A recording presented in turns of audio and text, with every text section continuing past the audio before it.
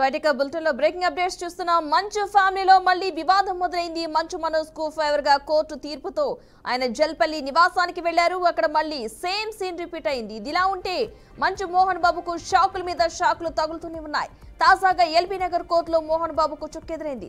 జల్పల్లిలోని ఇంటి వివాదంపై గతంలో కోర్టుకు వెళ్లిన మోహన్ బాబుకు కోర్టు అనుకూలంగా తీర్పునిచ్చింది. కాగా ఈ కేసులో కోర్టును కొన్ని తప్పుడు ఆధారాలతో తప్పుదోవ పట్టించారని మనోజ్ తరపు న్యాయవాది కొన్ని పత్రాలు సమర్పించారు. ఇక దీంతో కోర్టు అన్ని పరిశీలించి మనోజ్ కు అనుకూలంగా కోర్టు తీర్పునిచ్చింది. గతంలో మోహన్ బాబుకు అనుకూలంగా ఇచ్చిన తీర్పును కొట్టివేసింది. తప్పిదంకు పాల్పడ్డ కోర్టు క్లర్క్ కు మెమో ఇచ్చింది.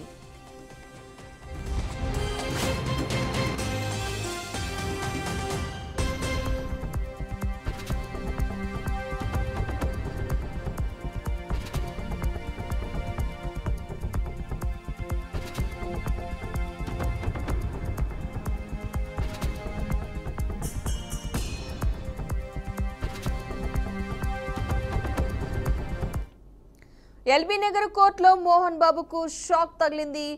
గతంలో ఇచ్చిన తీర్పును కొట్టివేస్తూ కోర్టు మనోజ్ కు అనుకూలంగా తీర్పు ఇచ్చినట్టుగా తెలుస్తోంది. ఇదే అంశానికి సంబంధించిన పూర్తి సమాచారాన్ని మా ప్రతినిధి ఉమా అందిస్తారు. ఉమా, ఎల్బీ నగర్ కోర్టులో మోహన్ బాబుకి చుక్కెదురుందనే చెప్పాలి. ఎందుకంటే జాల్పల్లి ఇంటి వివాదంపై గతంలో కోర్టుకెళ్లిన మోహన్ బాబు గారు గతంలో మోహన్ బాబుకి అనుకూలంగా కోర్టు తీర్పు వచ్చింది. కానీ ప్రెసెంట్ కోర్టుని తప్పుదో పట్టించారని చెప్పేసి మార్నింగ్ నుంచి కూడా మనోజ్ మనం చూస్తే గనక వీడియోస్ లో వీళ్ళు కావాలని చెప్పేసి కోర్టుని తప్పుదోవ పట్టించారు, ఒక ఫ్రాడ్ ఇది అనేది పెట్టారు, అక్కడ అసలుకి లేని సాక్ష్యాలు సృష్టించారు, అక్కడ కోర్టుని తప్పుదోవ పట్టించారని చెప్పేసి మార్నింగ్ నుంచి మనోజ్ ఈ విషయం మీద మనకు మాట్లాడుతూనే ఉన్నాడు. ఇష్యూ జరుగుతున్నప్పటి నుంచి ఇందాక రీసెంట్ గా జరిగిన ప్రెస్ మీట్ వరకు కూడా మనకి ఆ బైట్స్ లో కూడా క్లియర్ గా మనోజ్ చెప్పడం జరిగింది. దీనికి సంబంధించిన ఆధారాలు మనోజ్ న్యాయవాది కోర్టుకి సబ్మిట్ చేశారు. బట్ ఇప్పుడు వరకు మోహన్ బాబు గారికి అనుకూలంగా ఉన్న తీర్పు ఇప్పుడు సడన్ గా చేంజ్ అయింది. ఎందుకంటే వీళ్ళు ఇచ్చింది కరెక్ట్ గా లేదని చెప్పి, ఆధారాలు కరెక్ట్ కాదని చెప్పేసి ఎల్బీ నగర్ కోర్టు కొట్టేయడం జరిగింది. దీని గురించి ఎలాంటి ఎల్బీ నగర్ కోర్టు జారీ చేస్తున్నా అని చెప్పేసి ఇంకా వెయిట్ చేస్తున్నారు. దీని మీద ఇంకా మరిన్ని అప్డేట్స్ చెప్తూనే ఉంటాను. ఏంటి అంటే మెయిన్లీ దీంట్లో ఒక 2 పాయింట్స్. ఎప్పుడైతే మార్నింగ్ మనోజ్ వాళ్ళ ఇంటికి వెళ్ళారో అప్పటి నుంచి ఇష్యూ అనేది చాలా ప్రాపగాండా ఎక్కువ అయింది. దాని గురించి మార్నింగ్ నుంచి మనోజ్ చెప్తూనే ఉన్నారు, నాకు ఎవరు సపోర్ట్ చేయట్లేదు, పోలీసులు వన్ సైడ్ అయిపోయారు, పోలీసులు వన్ సైడ్ మాత్రమే తీసుకొని విష్ణుకి మోహన్ బాబు గారికి సపోర్ట్ చేస్తున్నారు, నేను ఆయన కొడుకునే, నాకు లీగల్ గా ఉంది, నేను కోర్టు నుంచి తీసుకొచ్చుకున్నాను, ఇలాంటి అన్ని లీగల్ పాయింట్స్ తో సహా ఆయన ఆర్డర్స్ కూడా కోర్టు ఆర్డర్స్ కూడా సబ్మిట్ చేసినప్పటికి కూడా మార్నింగ్ నుంచి పోలీసులు మనోజ్ ని ఇబ్బంది పెడుతూనే ఉన్నారు, ఇబ్బంది పెట్టారు. ఎలా జరిగింది ఏం జరిగింది అనేది మనం బీఆర్కే ఎక్స్క్లూజివ్ చూసాము. దాని వల్ల ఇప్పుడు దీనికి సంబంధించిన ప్రతిదీ మొత్తం కోర్టుకి సబ్మిట్ చేయడం జరిగింది. రైట్, థ్యాంక్ యూ మా.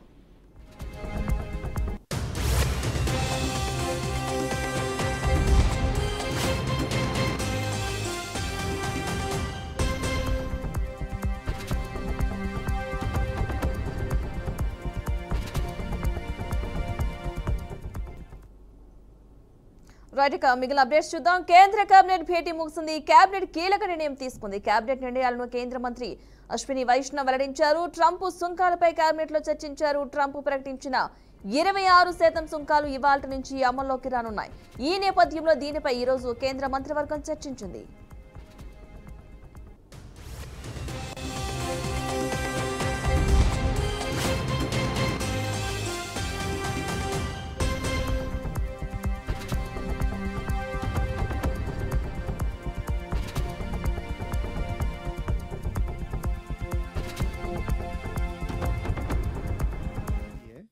वैसा ही ये प्रोजेक्ट बहुत इंपॉर्टेंट प्रोजेक्ट है और इसकी खासियत ये है कि छोटा प्रोजेक्ट होते हुए भी ये रेलवे के नेटवर्क में बड़ी एफिशिएंसी लाता है।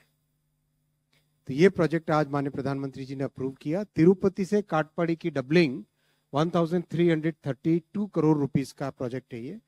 आप इस एरिया में देखेंगे बहुत सारा एग्रीकल्चर प्रोडक्ट है, कई सारे सीमेंट प्लांट्स हैं, कई सारे पावर जनरेशन से रिलेटेड एक्टिविटीज हैं यहाँ पर, और मोस्ट इंपॉर्टेंट तिरुपति बालाजी और कालाहस्ती भगवान शिव का मंदिर और चंद्रगिरी फोर्ट, ये 3 बहुत बड़े ऐसे हमारे देश के तीन महत्वपूर्ण स्थल है जहां पर लाखों की संख्या में लोग आते हैं। फिर वेल्लूर और तिरुपति दोनों मेडिकल और एजुकेशन के बड़े हब बने और रायलसीमा रीजन, पूरा कंप्लीट रायलसीमा रीजन, इस पूरे क्षेत्र में इस प्रोजेक्ट से बेनिफिट मिलेगा।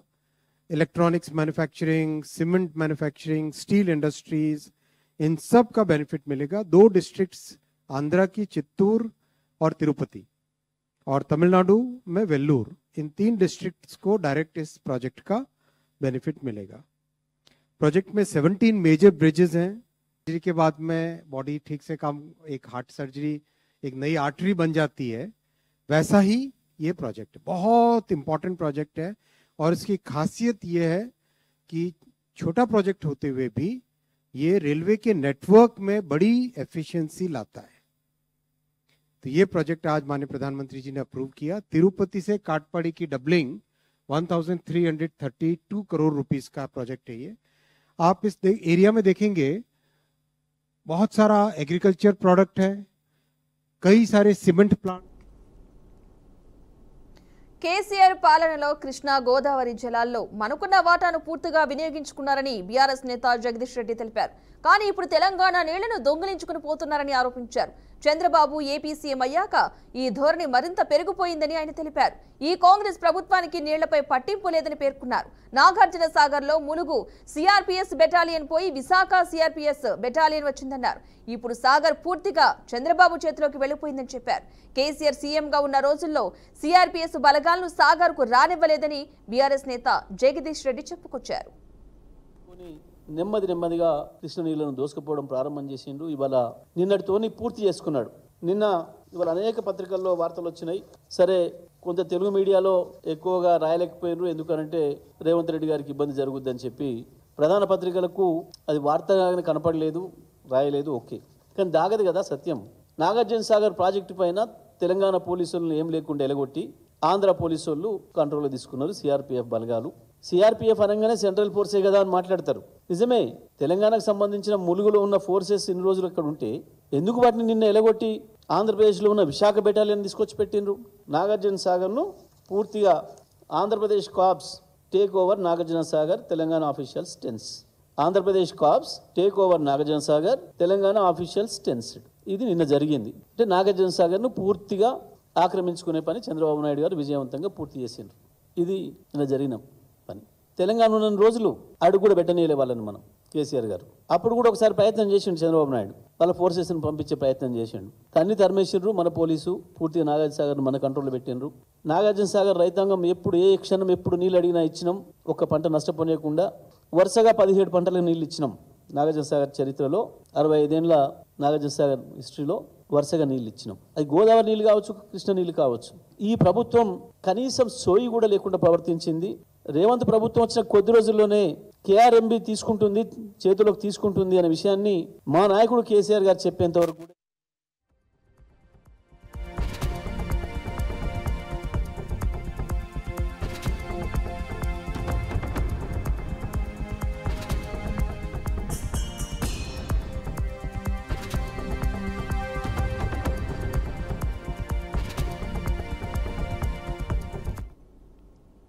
మరొక బ్రేకింగ్ అప్డేట్ చూద్దాం. అహ్మదాబాద్ లో ఏఐసీసీ సమావేశాలు కొనసాగుతున్నాయి. సమావేశంలో పాల్గొన్న తెలంగాణ సీఎం రేవంత్ రెడ్డి కేంద్ర ప్రభుత్వంపై కీలక వ్యాఖ్యలు చేశారు.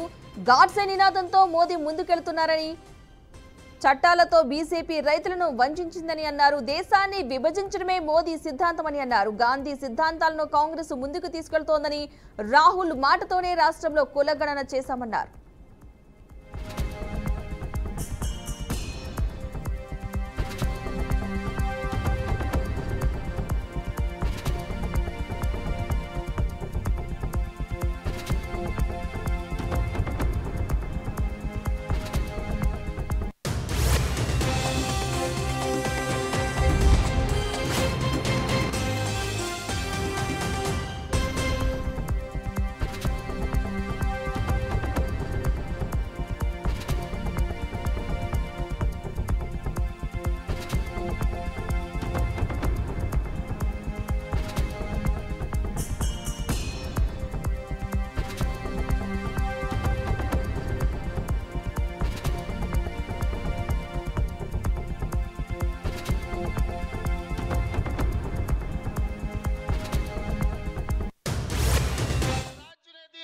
श्रीमती सोनिया जी ने हमारे तेलंगाना राज्य ने बनाया।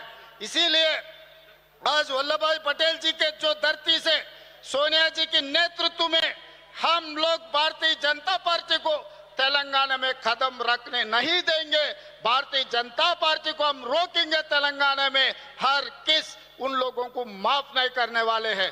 और अंतिम में मैं एक बात कहना चाहता हूं, 30 साल अंग्रेजियों के खिलाफ गांधी जी ने लड़ाई किए, दंडी सत्याग्रह किए, बहुत सारे आंदोलन किए अंग्रेजियों के खिलाफ गांधी जी ने, मगर कभी भी अंग्रेजी वाले ने गांधी जी के खिलाफ गांधी जी के ऊपर लाठी नहीं चलाए।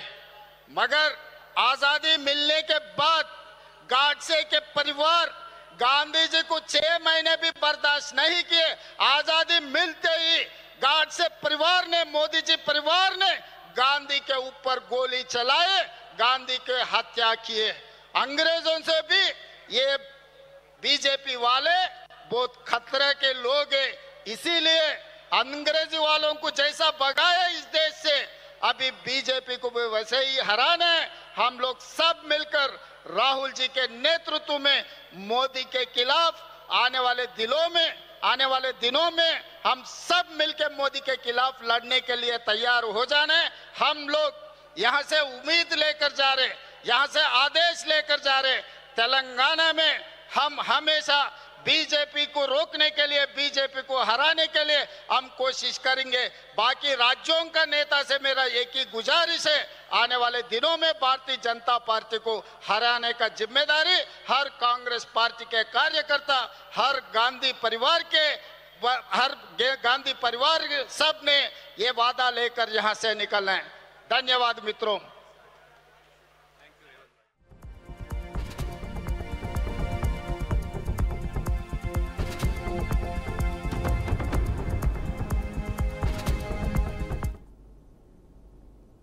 శ్రీ సత్యసాయి జిల్లా పుట్టపర్తిలో రష్యా దేశానికి చెందిన వ్యక్తి స్థానికులను భయభ్రాంతులకు గురిచేస్తున్నాడు. ప్రధాన రహదారిపై నిలుచున్న వాహనాలను ఆపుతూ ప్రయాణికులపై దాడికి పాల్పడుతున్నాడు. ట్రాఫిక్ పోలీసుగా మారి రోడ్డుపై వెళ్తున్న వాహనాలను అడ్డుకుంటున్నట్లుగా స్థానికులు తెలిపారు. దీంతో వృద్ధులు, చిన్నపిల్లలు దారి వెంబడి నడవాలంటే హడలిపోతున్నారు. పోలీసులు స్పందించి అతనిపై చర్యలు తీసుకోవాలని స్థానికులు కోరుతున్నారు.